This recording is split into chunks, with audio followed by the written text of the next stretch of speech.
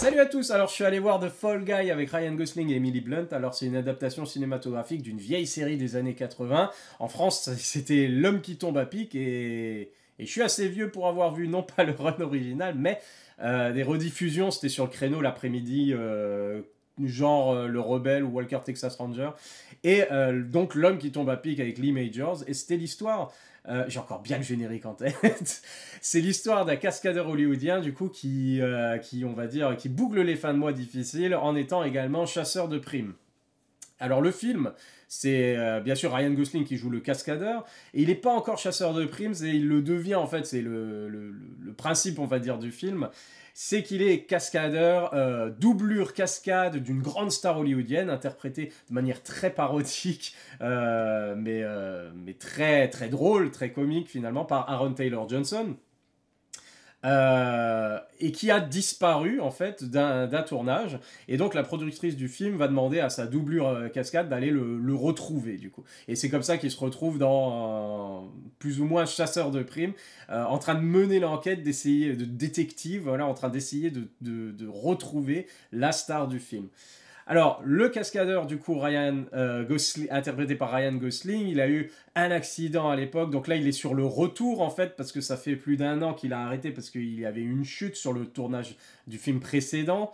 Et s'il accepte de venir, de reprendre du service, en fait, c'est parce qu'il espère recoller les morceaux avec la réalisatrice du film, Emily Blunt, du coup, avec qui voilà, ils se sont séparés à la suite de son accident, puisqu'il a eu une crise existentielle ou une dépression.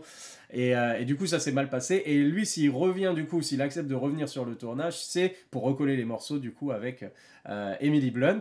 Alors bien entendu, elle lui en veut beaucoup, et du coup c'est sujet bien sûr à beaucoup de scènes de comédie où elle lui fait payer un peu le fait qu'il est disparu et qu'il est lâché comme ça. Et du coup, c'est très très drôle, très très sympathique. C'est bien fait. Franchement, il y en a pour tout le monde, il y en a pour tous les goûts. C'est avant tout, je dirais, c'est une déclaration d'amour. D'ailleurs, le réalisateur était cascadeur pendant des années avant de devenir réalisateur. C'est lui qui a co-réalisé le premier John Wick, il a fait Atomic Blonde, il a fait... qu'est-ce qu'il avait fait? Ah, dernièrement, il avait fait Deadpool 2. Dernièrement, il avait fait Bullet Train avec Brad Pitt, que j'avais moyennement apprécié. Et du coup, c'est un ancien cascadeur qui gère les scènes d'action parce qu'il sait de quoi il parle. Et là, c'est vraiment une lettre d'amour à sa profession d'origine, au cascadeur. On voit pas mal de méthodes, comment c'est fait en fait, tout ce qu'on voit pas justement, et c'est super intéressant. Ça rappelle un peu, je me souviens, c'était le Once Upon a Time in Hollywood. Il y a une petite vibe un peu comme ça où on voit un peu l'envers du décor.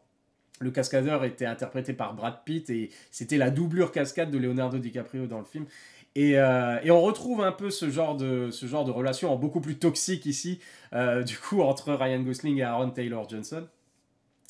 Et franchement, on passe, comme je l'ai dit, un excellent moment. C'est drôle, c'est une bonne comédie avant tout, et une lettre d'amour à l'univers, voilà, des cascadeurs.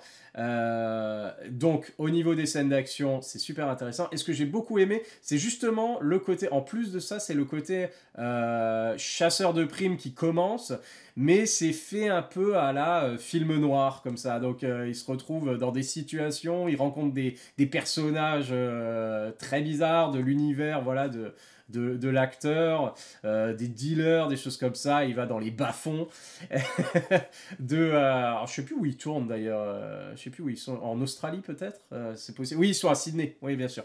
Voilà, c'est ça. Et du coup, voilà. Excellente scène d'action avec, alors bien sûr, il y a des effets visuels, voilà, mais tout au maximum a été fait, je veux dire, a été vraiment fait. Il n'y a pas d'image de synthèse à profusion. On va dire que c'est juste, les images de synthèse sont utilisées comme pour gommer les câbles, pour rajouter un petit peu plus de punch ou voilà de décor ou de choses comme ça. Mais dans l'ensemble, tout ce qu'on voit, c'est quand même fait directement par des cascadeurs et c'est assez impressionnant par moments. Très bonne scène de baston aussi. Et du coup, comme je disais, j'ai beaucoup aimé le côté un peu film noir qu'ils ont rajouté. Et ce film m'a fait beaucoup penser, mais sans atteindre justement ce niveau-là. Le film m'a fait penser un peu à The Nice Guys, déjà avec Ryan Gosling et avec Russell Crowe, qui était un film de Shane Black. Et quelque part, The Fall Guy, alors ce qu'il n'a pas, du coup, je dirais, au niveau de l'humour, alors c'est drôle, j'ai beaucoup aimé, j'ai bien ri, d'accord, mais c'est pas un humour aussi, on va dire, élevé que, aussi subtil et aussi fin, je dirais, qu'on peut trouver dans The Nice Guys. Au niveau des répliques, au niveau voilà, des situations, des choses comme ça. Ça rappelle un peu ça, mais c'est pas, on n'est pas du niveau voilà, d'un film de Shane Black. Mais ça fonctionne quand même très bien. Et encore une fois, pour moi, le réalisateur assure en termes d'action, et il assure aussi en termes de timing, de comédie avec les acteurs qui sont vraiment au diapason. Il y a une très très bonne complicité entre Ryan Gosling et Emily Blunt. Ça fonctionne vraiment vraiment très bien entre deux. Et, et je dirais du coup que David Leitch, le réalisateur, bah, ça fonctionne, ses meilleurs films, en fait, c'est un très très bon réalisateur. Et tout ce qui va jouer, c'est est-ce que le scénario est bon. En fait, ça va être là. Est-ce que le film sera bon en fonction du scénario, parce que la mise en scène est vraiment impeccable. Et du coup, ici, oui, le scénario est très bon. C'est pas un chef-d'œuvre, mais c'est une très bonne comédie à l'ancienne, avec deux acteurs qui sont au top, qui ont une vraie complicité, un vrai timing comique, qui illumine l'écran, vraiment.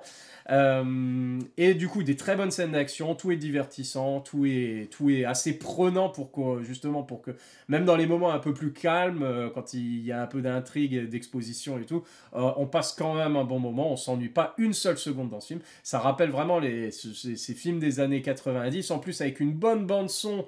C'est un peu une bonne bande son pop avec plein de références à la pop culture, etc. Donc c'est vraiment bien fait. Voilà, et je vais m'arrêter là parce qu'il n'y a rien d'autre à dire. C'est pas un chef-d'œuvre, mais c'est un très très bon divertissement. Il fonctionne très bien. Voilà, donc c'est dommage qu'il n'est pas. Apparemment, il fonctionne pas au niveau box-office, mais c'est vraiment dommage parce qu'il faut. Il faut vraiment aller voir ce genre de film, il faut leur donner une chance, il faut les faire vivre ces films-là,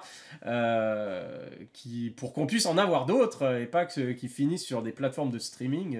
Voilà. Donc allez voir The Fall Guys, c'était vraiment un très très bon divertissement, je le recommande. Allez, à la prochaine, bye.